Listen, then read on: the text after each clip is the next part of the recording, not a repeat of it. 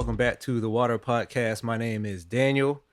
I'm here with a very special topic, a very special episode. I'll explain why in a minute. But first, I would love to introduce my guy Mario Hines with me. What's good, brother? Bam. Partner left. How you feel, bro? Oh, good, man. I feel great. How about you? Man, cannot complain. In the DMV for the first time in a while, but like for the first time as a resident. Yes, sir. Ever. Congrats on that. Appreciate you, fam, bam. Yes, sir. Appreciate you. So the reason why this is such a special episode, this is actually our first time meeting in person. It is. It is. And we've known each other for real, like not known of, but like known each other and rock with each other for what, like 8 months now? If that. Yeah. Because I was on your pod in what, June? Was it June or May? Both. May or June. Right. Yeah, but like, yeah, and we've been kicking it ever since virtually. You know what I'm saying? Mm-hmm. And yeah. So we're here. We made it happen. You know, he moved down. He said, I want to come down. I was like, you know what? I wanted to get in the stew with you anyway.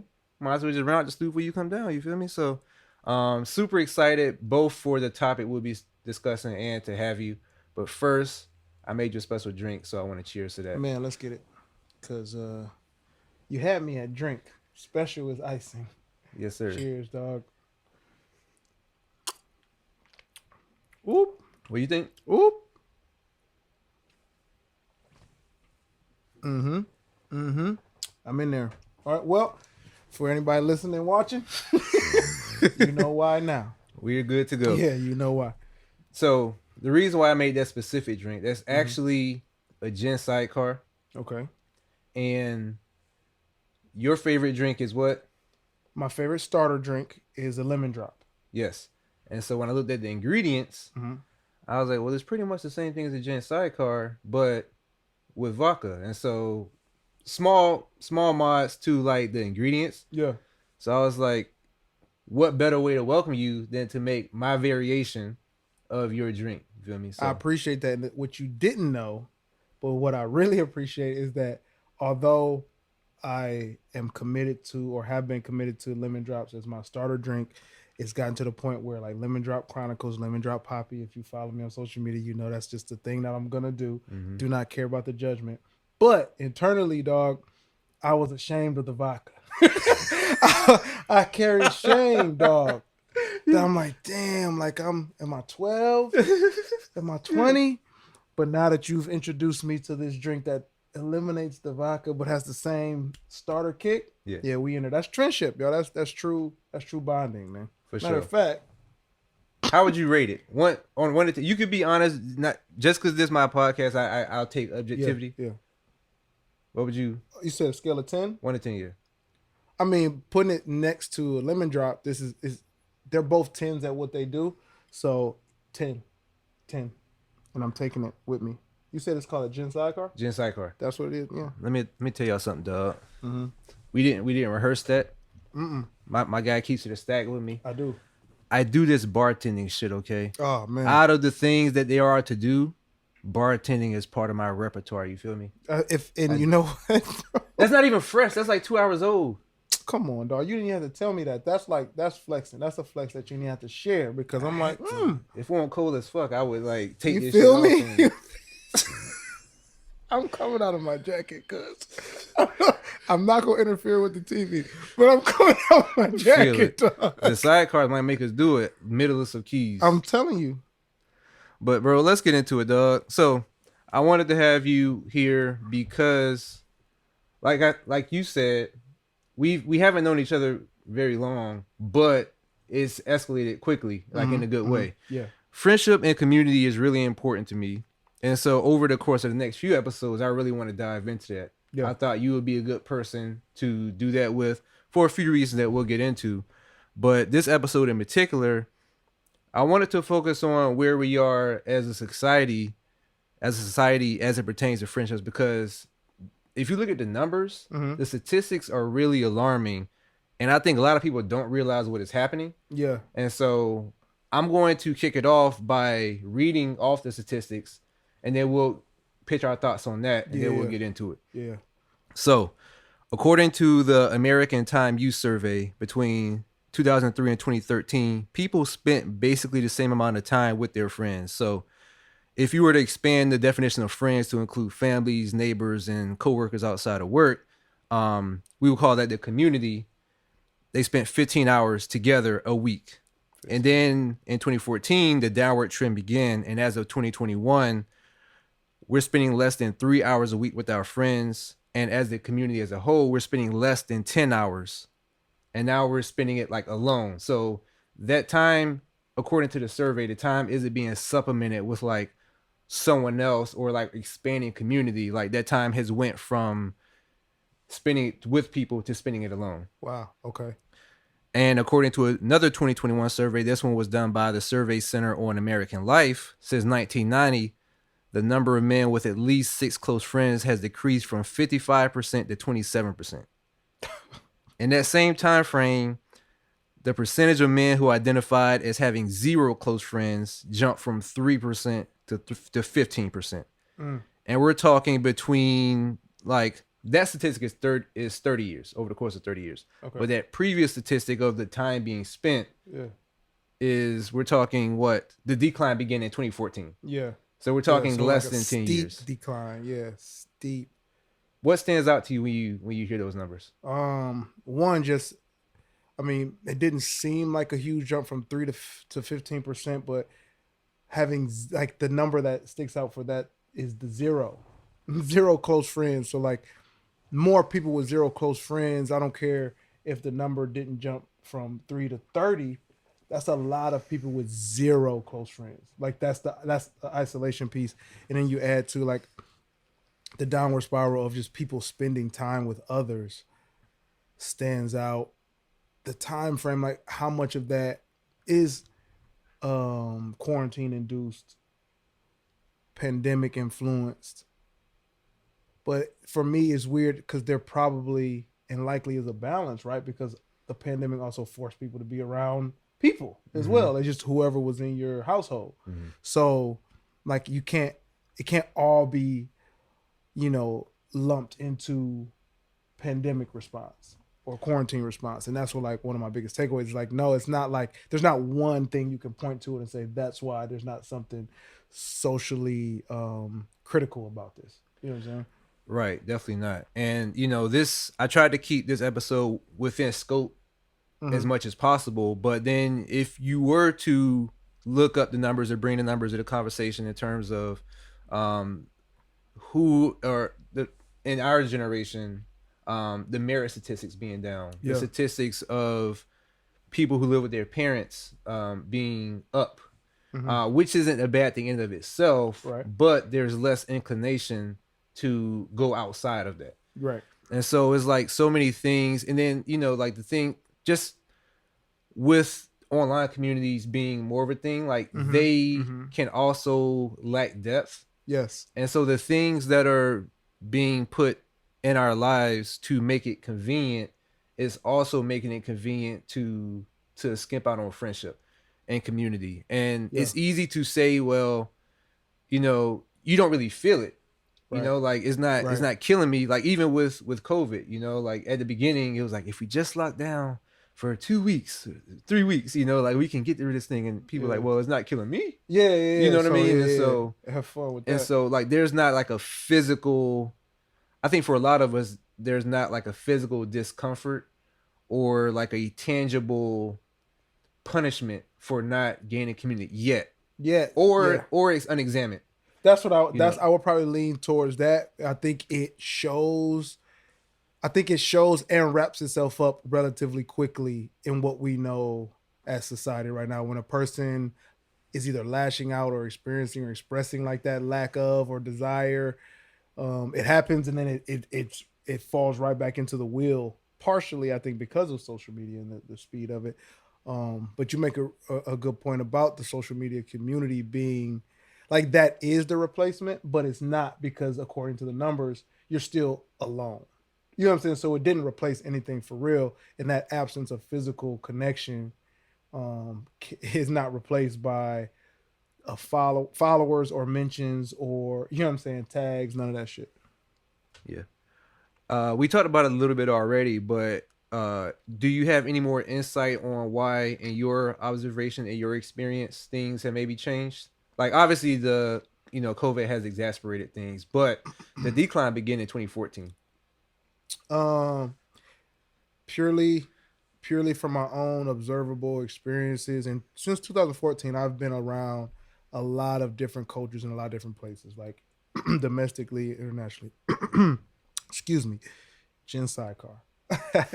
um, I would say that like the root, and I do this a lot, man. I psychoanalyze everything. That's Man. psychoanalyze, bro. I think like people, the root cause is like there's a lack of trust in general, and that's starting to like spread, and it's impacting interpersonal relationships the most because it takes the most trust to maintain.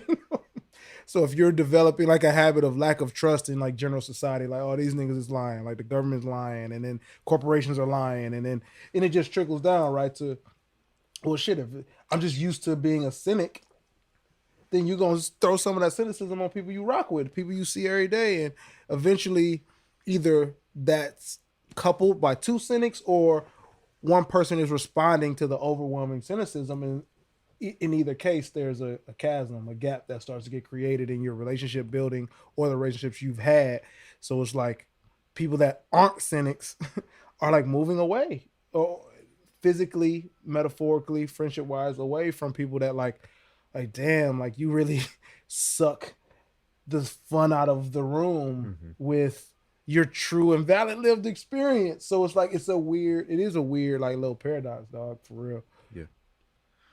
Well, again, I wanted to have you, one, because of how our friendship has blossomed, but two, because you have a nice mix of close friends. And when I say a nice mix, I mean in terms of the time period in which you met your close friends, and then how you've been able to maintain those. Because you're I know you have what, 3 of your like close friends, maybe more, but I know you, from what you just discussed with me, one of them is from 3rd grade, correct, and then other from college, correct, and then there's me from June, from 2022, correct.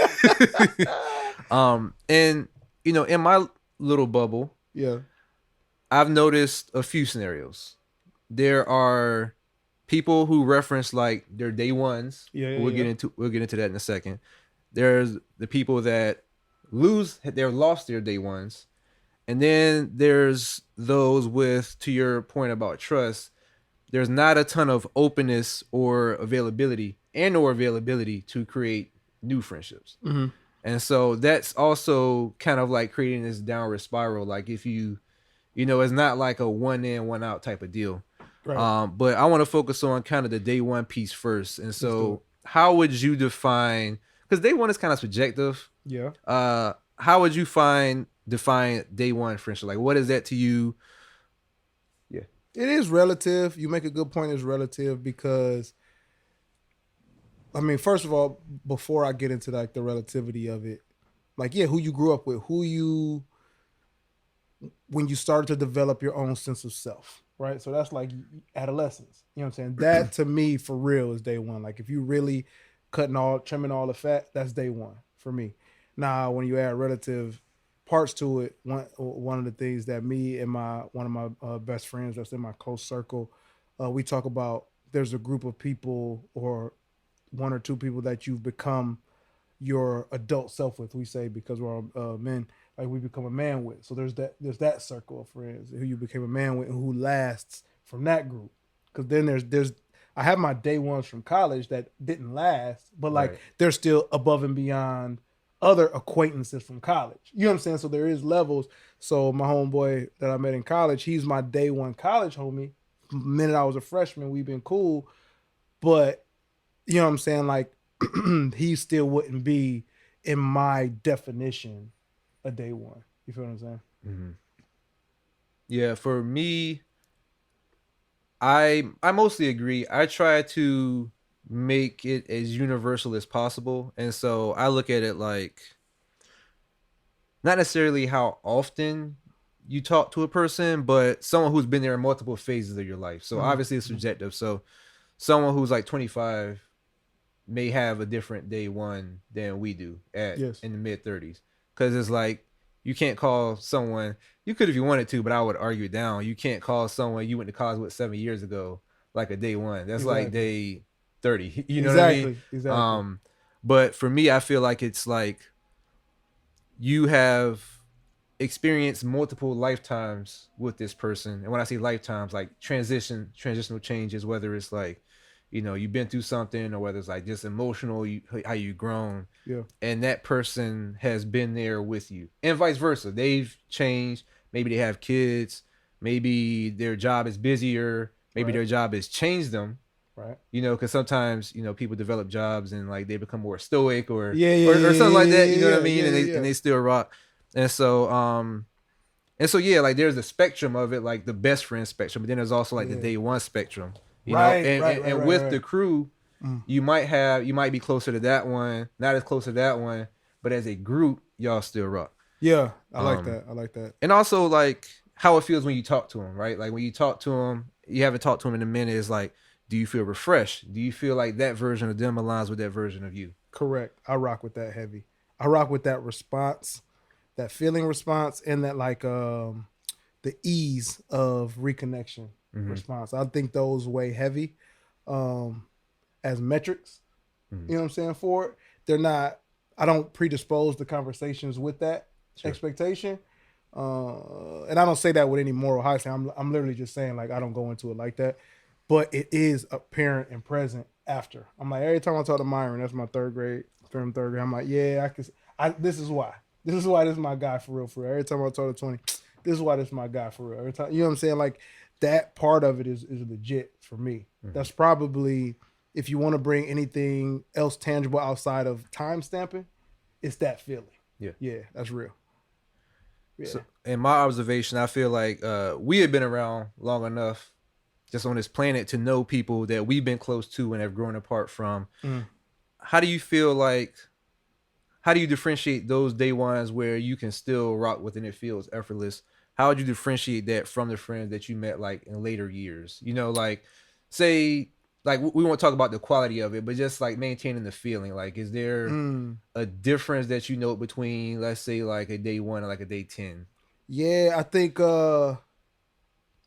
there's a unspoken. I think is the part that if I'm thinking about it with true intention right now in this moment, is like the unspoken part. Like I'm not reprogramming what we are when we reconnect. Whereas like I got to do that with day 10s. Like I got to reprogram that we was cool in some way. I got to reestablish like that connection in some way. Whereas with my day ones, it's like I'm saying this thing. I'm just gonna say the thing that works, and they gonna pick up on it, and we gonna have a conversation or a general check-in. Is not lip service, which it can be. Like I want to honor the fact that like hey, how you doing in our society, because it's the only one I've been indoctrinated to at such a level. Is like people in America, we expect like what you about to ask me for? You feel what I'm saying? Like from a day 10 or even a day 7, like, yeah, you hitting me up, sure, but it's probably because I just posted something that you're interested in and you want to see you get in, or you know what I'm saying, something like that. Like, truth be told, I got a boy that was in our circle, our college circle, named Jarvis. Shout out to Jay. And I hit him up, and I check in on him every now and then, but I hit him up this time because he's from this area. He's from Virginia. And I was like, hey, bro, I'm moving. Bro, like, hey, what up? You know what I'm saying? How shit been? Yeah. But like for real, I'm asking for your opinion and your advice. I reached out to him with the purpose, with the not just a wellness check. Sure. So like that would be the difference. Like that's my dog, but it was a reestablishing of our connection, and then this is what I'm here to do. You know what I'm saying? And that differentiates it for me, where I don't have to do that with Myron or 20 or you or something like that. You know what I'm saying? Sure. Yeah, I think the X factor is like the history. You know what I mean? Like the vibe we talked about. We haven't talked about it so much, but we've alluded to it indirectly, like the intentionality. Yeah. You know, just like the putting the effort. Like even though, you reached out to him for a purpose, like you still reached out to them. Yeah. And that could lead to whatever. But it's interesting to me because so the history of it though, like to get with someone and to have memories that you can attribute to something is like that's something that you can't necessarily like you can't make it up and you can't necessarily get it back. Like and that's not to say like it can't be made again. Like we met at 35 basically. So by 37, by 40, we will have had history. Right. By 50, we will have had more history. And so it's not that it can't be like replicated, but it's also like the more time that is put in, it's still going to hit different. Like even though we'll create them at 36, it would be different than it would have been if we would have started at like 18 or something like that. Yeah, exactly. Like who we were at that time factors in, but it doesn't. The time spent is still where there's richness. I feel that where there's value. Yeah, but it's also not linear too. You know what I mean? Because like again, history is the X factor, but I'm also a believer in like yeah, you can meet based on where you are. You can meet people that you have a stronger connection to than you did with someone from a previous life, so to speak. For sure. But then also you can re-meet people who you was like cool with, like you was like, oh, I seen them at the bookstore in college, and then like y'all still got numbers, and then like they post something on social that you rock with, and then y'all end up exchanging numbers again, or you in a city or something like that. You like, I actually fuck with you. I fuck with dude. Yeah. Like let's do this again. Yeah, like you know what I mean? Yeah. And my guy from college, Brandon, he did that recently. Like we caught up maybe sometime middle of last year. And we were cool, like we weren't like in each other's circle, so to speak, but we were cool enough, and it was always refreshing when I would see him. But I think he initiated for us to like just catch up over the phone. Yeah.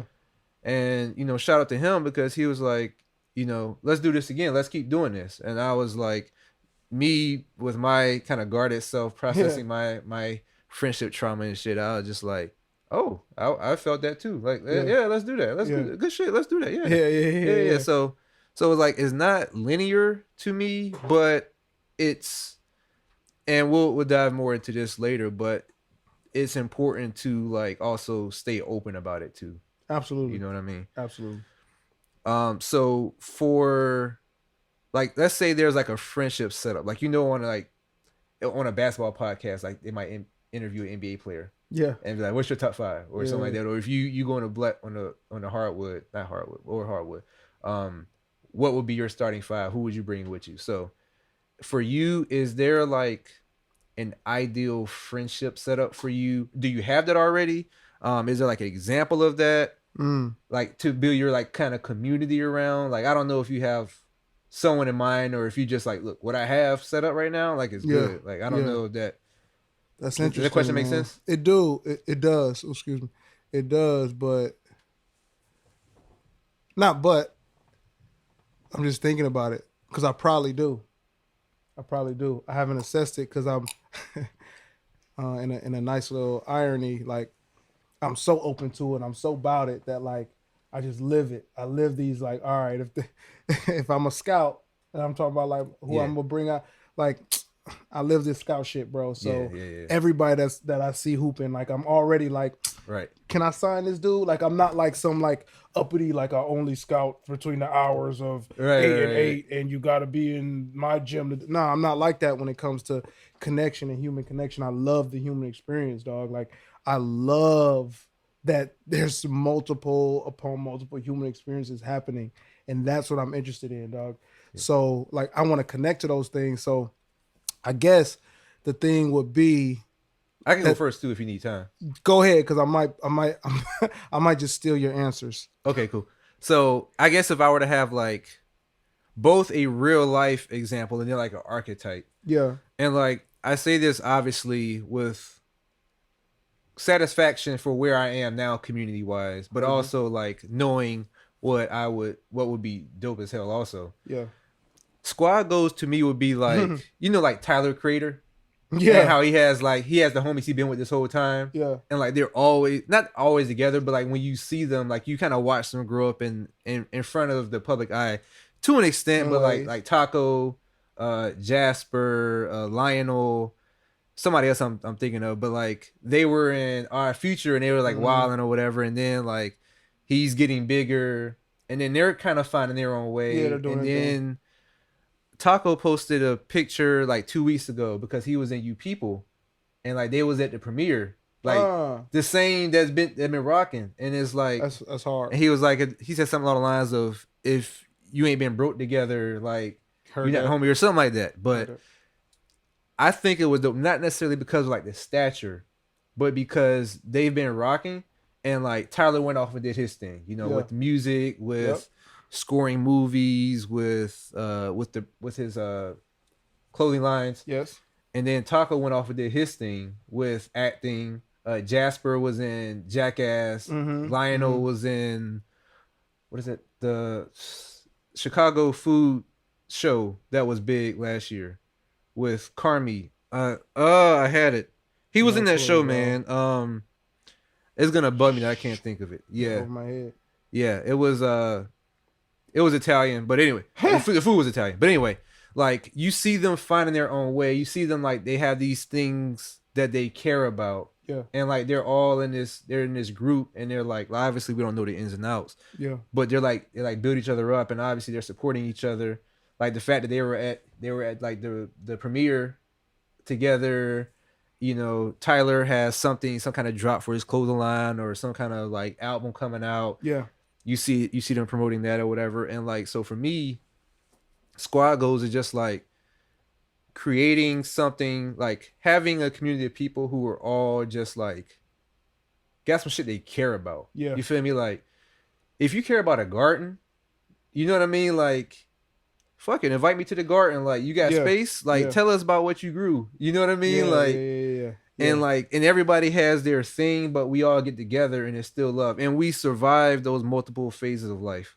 Yeah. I would say the next best thing to that would be like, so sometimes like I see on social and like someone from school, like it'll be like a group of like 7 to 10 of them, and it'll be like my day ones, and I'm like, I'd be jealous. I ain't gonna lie. I'd be like, how the fuck y'all pull that off? Yeah, like getting 7 to 10 of y'all in the same, you know what I mean? Yeah. Like in our big age. Yo. And so like shit like that is amazing because I don't know if like I had a circle in different phases, but I don't know if we could still pull that off. Right. Oh man. And so when I look at where I am now, the next best thing would be to put on my big boy pants and go out and create that shit. So 10, 50 years down the line, I can have what it is that I want. Yes. It's like these creations are like a long-term investment. Heard that. And it's mutually beneficial.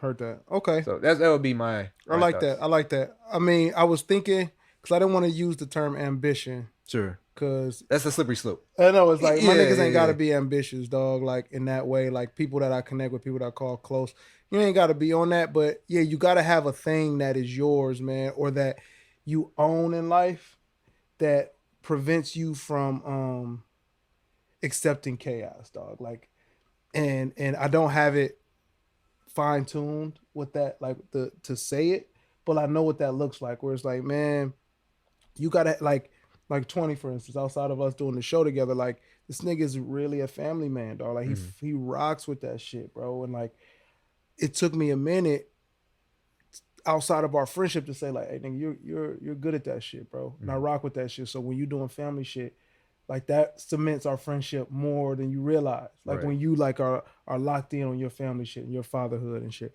So like I love that about him. And I want that in a friend. I want that in a close friend. Like you have your thing that I'm like, man, I honor you for that, bro. Because that's what you rock with. So real quick, I just want to say the words help too. Because sometimes people got to hear that. And I'm trying to get better at that too. We don't consciously think to like say something like, yo, keep doing what you're doing with your family. Yeah. Because that's dope as hell that you're doing that. Yeah. Because, we think that that's not like, people like us, that's not optional. Like if we have child, if we have, co-parent, wife, fiance, whatever, it's like we would, but that's actually optional for people. Yes. Not to cut you off too much, but I just wanted to say real. like that's huge real. to actually say that with your mouth. Yeah, project that. I try to tell him when he's telling me, I'm like, hey, bro, you do this fatherhood thing, man. I try to tell him. I definitely don't tell him enough. For sure I don't. But like, yeah, like I want that to be a norm in our friendship, especially as we get older, man. Is because the goal. What is the goal of our friendship, man? To maintain like love, dog. Like you need to be getting love in this fucking life, and I got to be a conduit of that for you and shit. So like, how would I do that, man? Honoring the shit that you do well, For sure. or trying to do well, even, dog. Like it ain't even like a success measure. Oh, let me backtrack off that. It's not a success measure. Like, oh, this is what you're after. This is what you put foot to ground and try to do. I'm with that. You know what I'm saying? For sure. I think that's it. I think everything else, but and we'll get to it. Probably why I have success with finding friends at any time, because I think that is so specific that like either you got that or you don't. Because you're right, it's optional, and like that's the thing. I can't be around somebody that don't have that. Like I can do things, I can finesse around them, but close friend, like nah. So everything else, cool. Like where you at, how you be, what you into. You know what I'm saying? You know what I'm saying? Yeah. I think Understood. that's it. Yeah, you're unique to me in that, like, you have your close ones from way back when, but then you stay open, and obviously by our age, we've had at least one bad run in, that could, in theory, compromise how we moving forward. Yes. Why is it so important for you to do that? Stay open. Yeah. Like I said, the human experience is nonstop, dog. Yeah. And I think there's key components to that. I think like I said, love sharing, community, purpose. Those are things that are like, for me, personal things that like when I get in arm's length of somebody, those things are maximized to me. Like they're not squashed. They're not zero sum. You know what I'm saying? The more I'm around people that's doing, and the more I'm doing, the more there is to do. It's not less. I'm not. It's not if I do more, you do less. It's not like that. So I'm open to continuously meeting somebody that either I can serve, like oh, this is my time to serve a new close person, or someone that's in service of me. Now it's harder for me to be served for my own personal shit, you know what I'm saying, like ego and shit, but it keeps me open, dog. Like it's really important to be able to continue to have the best human experience we can have, and to do my role and play my role in facilitating other people's positive human experience. That's literally what keeps me open, dog. Understood. And to your credit, and I want to salute you, because sometimes people need that catalyst, like there's some that are like, there might be like the moochers, right, who you give that energy and they're like, oh, I just take, Yeah, take, take. yeah, yeah. But then sometimes you just need oh, he moving like that, like, okay, bet, like I can do that. Yeah, yeah, yeah. My answer to my own question would be, since I've been I'm a big personality test type of nigga. You know that I about me. fuck with it, actually. You And find the best ones. bro, it's trial and error. But I get there though. So, but human design was like one of the bigger life changing ones to me. Yes, I shout out to human design. That has helped me to sort of surrender more to who I am. And just like some very surface level examples. Like as a Virgo, right? Like Virgo, we have our specific traits. We get slandered on the social sometimes, which is okay. And so like me also being a contrarian, I'm not a Virgo. Like I don't want to, whatever they say about Virgos, like I'm gonna be opposite.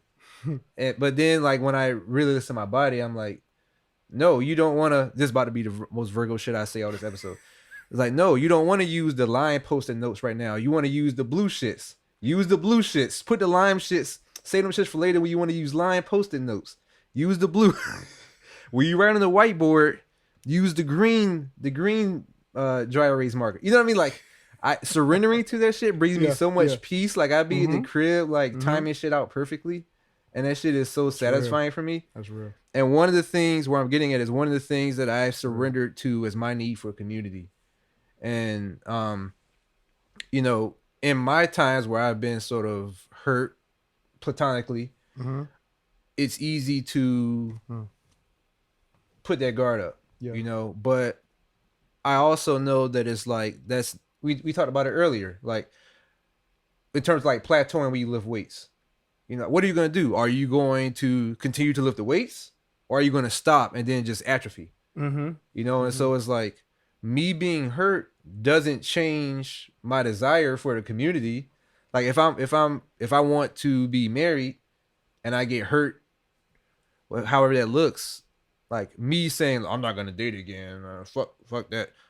That's not gonna make me want it any less. That's just me stifling the emotion. That's me putting a dam on the emotion that I actually want. Right. And so for me, I have recently surrendered to the desire, and I just want to see what that looks like to just like go in on it and you know and build that community. So with that said, do you have anything else on that? Man, all day, but I'd rather hear what you have to say next. Okay. Next question would be, why do you think it should be more important to others? Because it's clear that it's not. Yeah. I mean, the numbers say so, right? Like, so forget how I feel about it for a second, and then we'll bring it back to how I feel about it. But the numbers are outside and absent of my feeling and my observation. Like the numbers are, it's declining. Something's happening, right? So why should it be more important? Because the numbers are declining. Right. That's why it should be more important. But why I feel it should be more important is because there has to be a like a breaking of the inertia to stop this from this downward spiral, to stop this downward trend, to even if you're not in the group that's downward trending, but you've reached a plateau, or you have to, the ignition has to start with something, and that's the intention. And your intention does what people don't realize. Intention becomes dormant if you don't reinvent your intentions. And so it has to become more important. And then at another level, the word more is so beautiful because it can mean the same thing and you put it in the same place and it will do the same thing. Yep. Like, okay, I have intention to do this thing and I've reached it, but things aren't as where I want it to be. More. And you have it still means the same thing, but there's an action that you have to take. And that's why it should be more important, because it creates the action. If it's more important to you, you will start to act on developing friendships, whatever that could be. Your starting point could be being in physical space and proximity. Maybe that's the thing. I'm just not around people, and that's or be the conversation starter, or be a better receiver of someone else starting a conversation, have a bigger or more open heart. That's what will start to come out of just giving a fuck more. And we have to care more about it, because there's this thing going around, D, that's like, and I get self-preservation. That's why I honor the paradox without agreeing with it, is that like, I get why self-preservation, is at a higher clip. I completely get it. Like, stuff is hard. Life is harder than it's ever been. For me, I guess, like what I'm observing, I mean, like the life I'm watching as a 36-year-old, like, okay, it looks like it's getting harder than easier. That's what I would say. So yeah, people are going to respond to that by like, how am I going to make it? Right. And I get that. But the irony is you'll make it through people. You know what I'm saying? You'll make it through people. Yes, it comes back to the individual of choice. Like, you have to continue to choose to fuck with people. You do. You have to choose that. So yeah, that's why I think it should be more important, long-winded. To your point about the numbers, I actually have a stat for that too. Hit me. Research shows social isolation can weaken the immune system. It can make you more likely to suffer from Alzheimer's, sleep disruptions, high blood pressure, inflammation, diabetes, and cancer. Both social isolation and loneliness, which are mutually exclusive but typically go hand in hand a lot of times, they increase the risk of hospitalization or death from heart failure by 15 to 20%. Come on, dog. And so it is literally for our health. Like, again, we don't see it, we don't feel it necessarily, but there is something. And honestly, I would challenge people. You know, I don't like telling people what to do because I don't like be told what to do. But like, again, it took me an act of recognizing my need for a community and surrendering to that, and putting action to the surrendering. I would challenge people to recognize how much community is important to them as well. Nigga, look. You know, all right. Can I? Absolutely. Please. I would like to note that I guess I'm maybe one of the rare people. I don't give a fuck if people tell me what to do or not. So that's why delegating has never been an issue for me. Because I'm like, what's the big deal? But I say that to say that I don't. People do feel it. People are suppressing that feeling. People feel it like no other. What I've observed are people are lashing out from that feeling. Like, I don't feel great. I don't feel good. And instead of it being like, let me do good and treat other people good and create opportunities for other people to feel good, and I be in their presence, and they in turn will want me to be in their presence, they will want you to feel good too, dog. It will change it. But instead, people are like, I don't feel good. I'm about to share that shit all day. And if you feel good, man, well, how you got the nerve to feel good in today's time?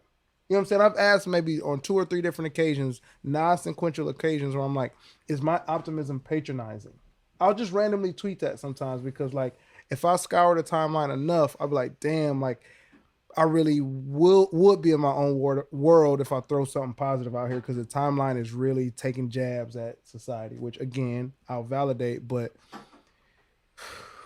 how far? How far before you like start with the dot and create the circle? Like, start with a positive dot yourself and create a positive circle. And I don't mean toxic positivity. I mean like real life, like what you're speaking to, the science of community. Yeah, no, it's interesting because again, on the socials, like it's actually the shit we're talking about is a running joke, man. You know, like you see those screenshots of tweets and shit about like canceled plans and shit like that. Yes. But then there's also like the screenshots and the jokes about like I have like one friend left or something like that. Bro, and not to mix messages, man, but like have your cake and eat it too. People really want to have the cake while eating the cake, and they don't want the cake to disappear while they're tasting the cake, bro. Like, it's like you can't, like, I get it. I get the relief that you get from having to produce, because there's a production level to friendship. There is. I won't patronize folks, so I get like the trepidation to produce again, I should say. But if you're counting and you're like, I produce at work and I produce for blah and I do blah, like the one that's actually you better like find it for is your loved ones and your friends. Like, maybe if you do that and you exhaust yourself a little more in your community and your friendship, maybe you will balance that out in a more healthy way through your work. Like, stop giving your work so much of that production and shit like that, because you know, if my mom used to say this or still says this, and I equate this to her ability to create quality relationships, and that's why I'm connecting it. She says, I will always have a place to lay my head no matter what happens to me, because of how I treat people. I will always have a place to sleep. You understand me? So to me, if I'm connecting that dot, it's like, if I got to tell a job, you're too much for me, and they fire me, then I got a community that's going to hold me down because they know I'm not some idiot that's not trying to work.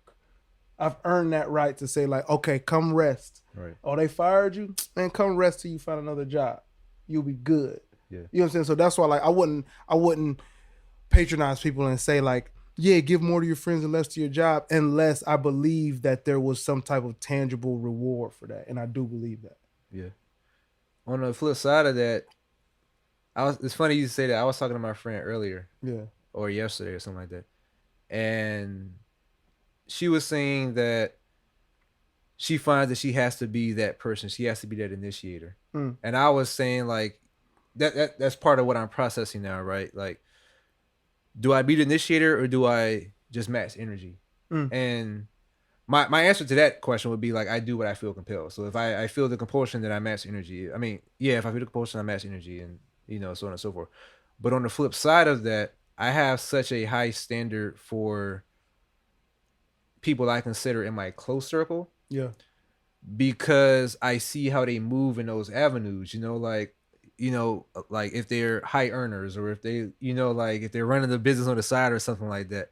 Like, I see what you do. Yeah. Your fruit, you know, right? Like, yeah, right. Yeah. And so it's like, how do I not, because like how I do one thing is how I do everything. I love that phrase. How you do one thing, how you do everything. Bro, 100%. So it's like however I treat Waterpod, however I treat my business, however I treat my job, whatever you see me doing and busting my ass in, I will do that for you too if I see that from you.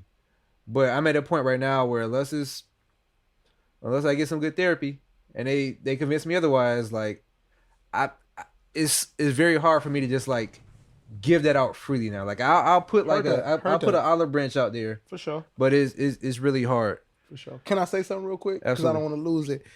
I just like to support what you're talking about, especially with compulsion. This is not specific to friendships, but I have this theory that sometimes, all right, as friends being recorded, I'm saying, like most of the time, 90% of the time when I say I have a theory, I believe it to be fact. I respect it. I'm dumbing it down for you. Yes, I'm correct. I'm gonna say theory because whatever. Like, let's create the space where you can disagree, and you know that I don't care. Sure. But compulsion is the result of the thing that was here before we existed, like the soul, right? When we're compulsed to do things, like that's the thing that surpasses logic, reason, desire, like all that. It like. People do stuff and they always ask themselves like, I don't know why I did that shit. Like you could have thought about it. I don't think it's not impulse. Right. I don't want to confuse it with impulse, with just purely reacting. Compulsion is, I could even think this through thoroughly and I'm going to do the thing that's in my heart to do or in my compulsion, dog. And I think if we get into a baseline of like, this was a compulsion moment. It's me. It's like the thing that makes me. I had to make that choice. I think that's when we say right or wrong, if we get into that, and I'll table this because it's not specific to friendship, but when we get into right or wrong, that's what I believe right or wrong or good and bad is. Good is when you're aligned with self. Because I don't know what the fuck going on in fucking Indonesia right now, my nigga. So like, how can I know what's good for real? But I know if I'm like aligned and I did something that's like true to Mario, that's just how the chips gotta fall, G. Like I was compulsed to do that shit. Like I'm gonna give this $1,000 or I'm not gonna like. They're both equal. I'm either going to give this or I'm not going to give this. And it made sense to give it, but something told me this ain't the right move, or everything is telling me not to give this money, but like here, I'm compulsed to do it no matter what this shit says. And I think that's very key in relationships. I'm compulsed to extend 3 olive branches to this nigga for some reason. Right. You know what I'm saying? Like there's something about this friendship that I'm going to take a step further with. And that's very important. Yeah. And for those who didn't watch our episode on Monarch Pod, you actually do this shit because that's like what we are talking about actually happened with us, right? Because like, you know, I was on your pod and then you was like, yo, I want to continue to do this. Like I want to continue to check in on you. Yeah. And I was just like fucking Carmelo gift, you know what I mean? Like, you feel me? Because that wasn't what I was used to, you know? And of course I'm going to match that shit. Yeah. You know what I mean? Like I just talked about how I am, and how I am is what I did in that scenario. So you did what you said you do, and then in response, I did what I said I did, and like here we are now in the 757 recording the fucking water podcast. You feel me? I mean, I wish I had my drink in my hand too, but I don't want to spill it on my mat. Oh, but, sorry. Yeah, it's important here if you want. Right. But last question I want to ask to bring it home, and we talked about it a little bit, but what do you do? Like practically, like we talked about compulsion, right? But practically, what do you do to? You can answer either or both of these. One, mentally remain open to new connections, and 2, go out and continue to actually build the connections around you. Okay, so I'm gonna start with mentally and then out because that always leaves me. Mentally, like I really, as long as I'm going, there's more. That's how I feel. Like I'm going, so like it's not the end. This is not the end, and I don't believe in like the things being finite. I don't think that if I have another friend that it makes me less of a friend to close friends. So like mentally, I'm typically there. Like if this is a person that, like I said, I'm compulsed to like say that to, because when like me and when D Lee was on on my pod, it was very smooth. It was dope. He brought the phrase, you know what I'm saying? So I'm like, word, I like this type of person. I'm good with this type of person off the show. And then we continue to talk, and I'm like, okay, I definitely enjoy like communicating with this type of person.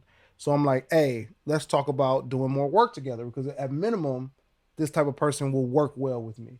And then when we had our first, like, what more work could we do potentially? I'm like, hey, dog, I fuck with you. I think I'm fucking with you as a human. Yeah. And aside from what we got to do, like, like you said, let's check in on each other's human side and shit. And in that mentality, like that's the mental that I brought. Like, man, this could be somebody that you keep the story going. The story continues.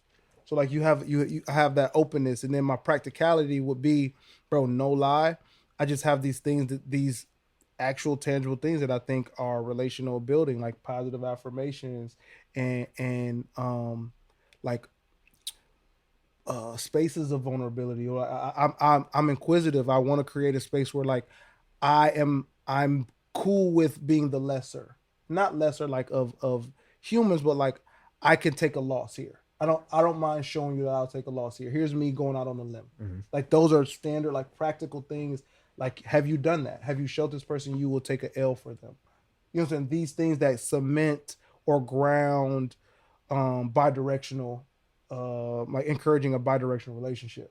You know what I'm saying? So like my dude Bentley, who is a up and coming like director and videographer, very dope dude.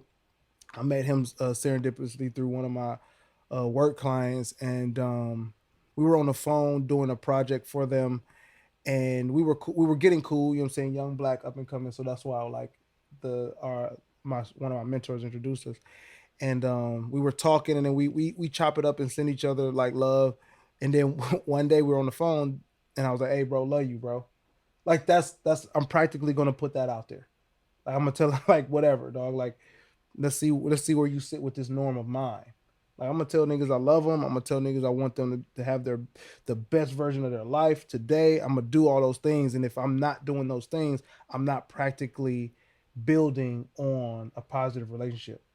Like I have to hold myself accountable.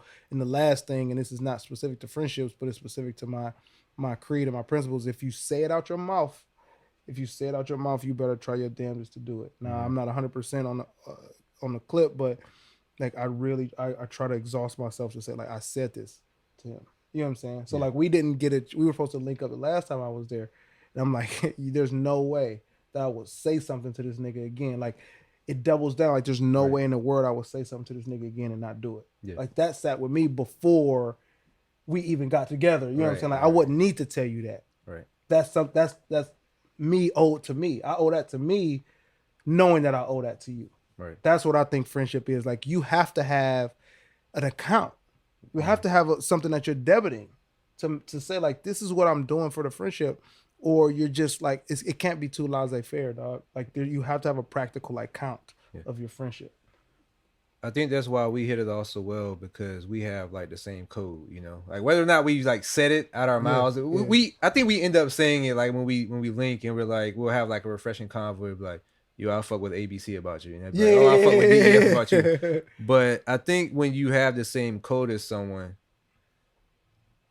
to me, like I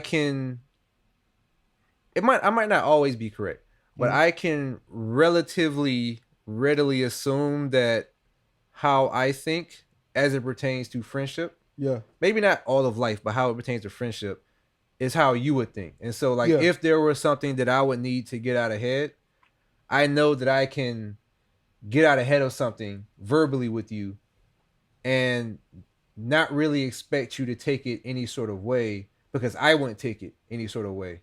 And so that creates this kind of freedom of speech with each other that it's hard to find. It is hard to find, man. It's hard to find. It is hard to find. I don't think you can't eliminate in relationships what I think is another hindrance. You can't eliminate the pendulum swinging. That's like stupid, I think, to even try. I get why people are trying to eliminate the pendulum, but the pendulum's going to swing. It really is. Like there's going to be when blah, blah, blah, and sometimes it's going to be a way that's not towards you. You feel what I'm saying? But it's really about like the pendulum swinging not being used. Like it's not harmful to you, dog. That is not your turn in the friendship. Right. Not your turn, G. Right. And that's not harmful to you, cuz. That's like That's the way it goes, nigga. You're gonna hit the red light sometimes on the road. Exactly. Like the red light is fucking automated. Right. You know what I'm saying? It didn't stop you. But there are people in the world, bro, that think that I catch every red light. They think that and go to sleep with that shit and carry that shit. Like the world is against me. I can't fucking make. And I'm like, nigga, what? No. And I think they attribute that shit to friendships or anything they do. Like, oh my gosh, my friend did this to me. Well, they gonna have to do that to me 9 times, 30 times before I think they're like not a good friend. Right. And I do not think, and like maybe I'm being less hyperbole, but like because compulsion, right? Eventually, if they do it 3 times and on that 3rd time, I'm like, I get it. Yeah, I get it. This story's ending, but no, man. Like I really do. I do believe in best intentions and the history built, like you mentioned earlier on, just to bring that full circle. Like the earned history says, like you mean the best for life. So I'm inclusive of that, but you also intentionally make sure that I know that you mean the best for your friends, and you make sure I know I'm your friend. For sure. You feel me? Respect. Yeah, to answer my own question with that, I think another full circle, but I operate off of curiosity and compulsion. You know what I mean? So I'm a naturally curious person. And so like I try to expand my base. Like, like in a video game, you might beat one level, but then the other area grade out until you beat the one level. And so when you beat the one level, the other level, and it's like, let's see what this level talking about. So I'm the type of person where like I gotta see, like, I don't want any gray. Like, I don't like gray in my levels. Like, I believe in gray areas, but in terms of like if down the street is gray, like I don't want that shit to be gray no more. Like I need to. Yes. And so like whatever I can do to like if somebody tells me what's the best brunch in Norfolk, either through research or through lived experience, I'll be able to tell you what the best brunch in Norfolk is. Yeah. Because I've Googled it, I've Yelped it, and I've went there. I've confirmed the data or denied the data. And if I think it's good and I feel compulsed, I'll be like, we should go one day. And then I'll initiate the first one. How you move after that. It's on you. And how we move after that and how the first one goes. Like, you know what I mean? It's like, on you. Yes. But like, Also, real quick, if y'all want to know which brunch spot that is, whoever it is going to have to throw some sponsorship dollars because we're not naming it. No, correct. You can't let me on your show, bro. You can't. So episode 3, my guest for episode 2 and 3. Hey man. No man, but no, you cool. But yeah, just that and just like, and we didn't even tap on this for real. Yeah. But like, just staying vulnerable, man, because like you're going to, the way life goes, like you're going to get hurt. Like you might lift weights, and weights not supposed to hurt you, but you might throw your shoulder out doing some overhead press. Like, are you gonna stop lifting? Like, what are you gonna do? Yo, no, real shit, bro. Like, and I hate to do this, but like fatherhood taught me this shit too. Like, and my mom is best mom ever, dog. And I went through some shit. You know what I'm saying? Like, I was a kid, I was outside playing. But my mom, all of a sudden, now that she's a grandma, she thinks that you can protect children from everything. Mm-hmm. Like, she tries to protect my son from everything. I'm like, Ma, you think he's never gonna get hurt? Right. Like, some of this shit, like, if he's jumping off the steps, and I said, son, if you jump off the steps, you're gonna get hurt. As long as I don't set him up to jump off the steps and die, like, oh, it's time for you. Okay, all right, you're confident. I want your confidence to meet that pain, and you can choose if that confidence was worth the pain, because that's for you. And I think that's what, like, part of relationships like that. The confidence I have in relationship building is worth any pain I get from it. I have the utmost confidence that I'll find a good person that benefits like somebody that's like mad weird. Like, you're weird as fuck anyway, so that didn't hurt that much. Like, I said in the Monarch thing, like, if the prize is a relationship with D. Lee, then I'll take like 30 C. Lees who are sucky versions of you. Even though C comes before D, whatever. I didn't make enough inside cards. I need more of this. Let's go. I'm telling you, man, this is what's getting me. Like, I'm candid. This is why I the setup, bro. Sure, man. Yeah. This is all valid though. It's just influence. For sure. I'm tracking. My dog. And to support that vulnerability claim, I have one more step. Give me a stat, dog. Like I'm about it, bro. According to AEI survey center on American Life, 21% of men reported receiving emotional support from a friend in the past week. 28%. 21%. 21% reported receiving emotional support. So is that what 79% that did not receive more than 3/4, bro? And 30% of men shared personal feelings with a friend in the past week. 30. So 70% men, 79% did not receive it. 70% did not give it. I'm sorry, dog. We laughed to keep from crying. That is a laugh to keep from crying moment. Like niggas is like, okay. Okay. Why is this I'm not getting it. 29% niggas like, yeah, I got it. Other niggas like, what are you talking about? Why are you asking me that question? Whoever you are, I thought this was for free beer. And the other niggas was like, giving it. Giving fucking emotional support, nigga. What do you mean? I'm the nigga's friend. And I get that shit. I get like, because I was going to ask you, like, what are they defining as emotional support? I think that's subjective too. We could define it if we wanted to, but I mean, I'm asking you to define it, I guess. So sure, for me, I would say either a response that I need to something I voluntarily gave you, or a general prompt to what I may or may not be feeling. You know what I mean? So if you just say, I just want to check up on you, and I say, yeah, I'm going through X, Y, Z, and you say, well, how does Z make you feel? Because I know last time you had Z or you went through Z, boom, emotional support. Or if I just say something and I'm like, I'm gonna be real with you. You ain't gotta say shit to what I'm saying right now. I just want to say it to you. Is that cool? Yeah, that's cool. Emotional support. Word. Okay, so what is not emotional support to you? I would say I don't necessarily expect everyone to understand me at this point, but I would say not being willing to meet me where I'm at, or just denying. How would you measure that though? Because I'm trying to get how these niggas said 30%. Like I'm trying to make that practical in my mind because I'm really trying to see how terrible it is.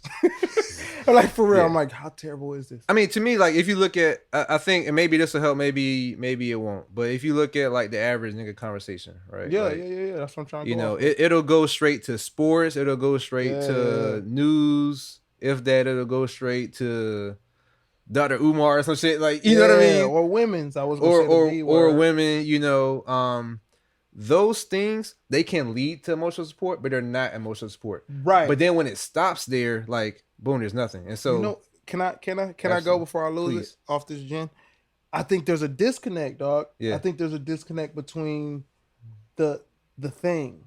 I think that like I think that niggas know. I think men know when they're not getting it and when they haven't given it. But I think that the disconnect is like no. I'm sorry. I think that there's a disconnect between niggas knowing when they haven't given it and knowing when they've received it. I think more niggas know they didn't receive it than niggas know they didn't give it. I would agree. Because I think niggas think that, hey, you good? All right, let's go. Man, fuck that shit. Let's go do this. Is emotional support. Right. And so that's why I would say niggas might be like, I'm not even doing that for niggas. I just let niggas be. Yeah. Like I think niggas that say, or people or men that say like, hey yo, I'm there for my dog. We go grab wings whenever that nigga down. All right. And it's like I got full. I didn't get emotional support. You know, like that's why I think one number is bigger than the other, and I think that like there's an actual realistic gap outside of the numbers that says like there's a moment that's also not happening, even though that first layer could be happening at a higher clip than the stat says. You know what I'm saying? Yeah. Cause yeah. Did I answer your question though? Yes, you did. Okay. And I actually rock with it. Bet. But just to bring it home, you know, I'm the type of person that looks into the future, right? And so, like, if these numbers are what they are at, for us, our mid-30s, like, what are they going to be for the 50s, the 60s, the 70s? And just based on, not even my opinion, but just based on what the numbers are saying and how they're trending, like we are ill equipped to grow old.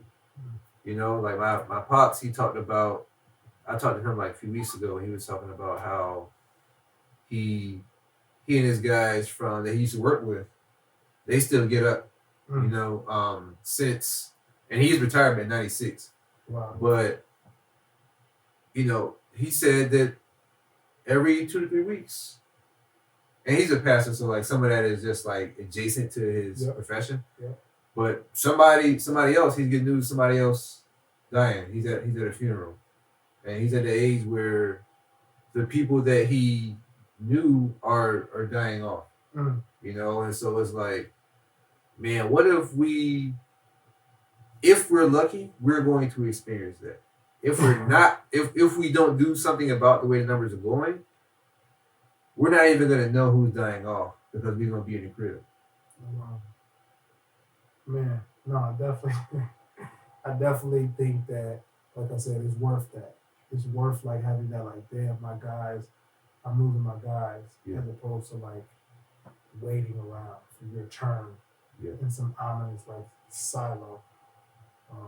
Man, that puts it in perspective, and I appreciate this convo, bro. I appreciate just being able to put it to words. Like you know, we both activated in our lives, but I appreciate being able to talk this through.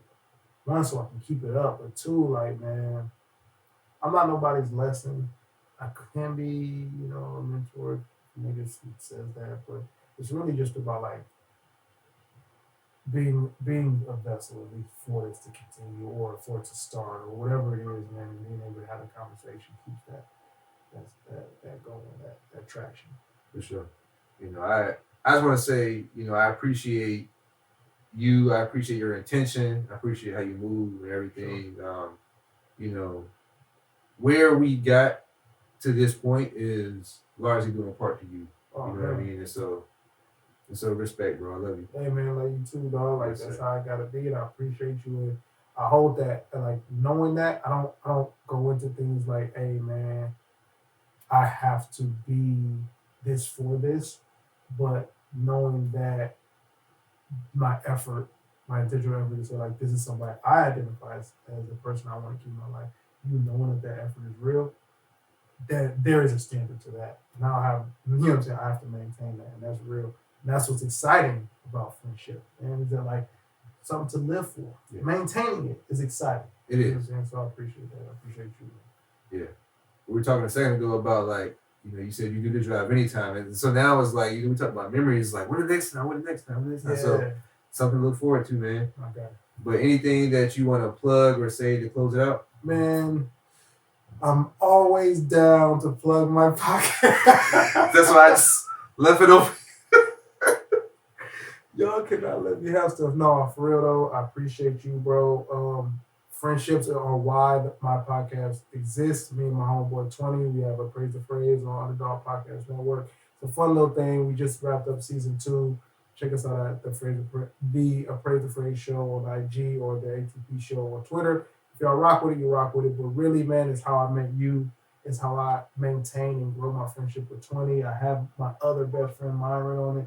So like, it just goes to show that like when life is real, you have your real connections, man. Anything you're doing, you're gonna want to do with them, man. And so that's what I leave it with, is that like everything you heard me say is something that I'm living out. And if I'm not living it out, I aspire to live it out. Love it. As for me, you know, follow me. Feel free to follow me on at the Water Podcast on Twitter, Instagram. The YouTube channel, by the time you see this or hear this, the YouTube channel will be up. So youtube.com/@thewaterpodcast. I will put my personal on here, but some of y'all is the police and I'll be wilding on here. So I'm not going to do that. But check out them other pages because I'll be adding insight to like the statistics that I put here. Like I'm going to add the links on the Twitter page. Oh. Anything that I think will be supplementary and beneficial to this conversation, that's what the Twitter is for. So, you know, check in on it time to time, follow it, whatever you want to do. With that said, we out. Appreciate y'all listening. Peace.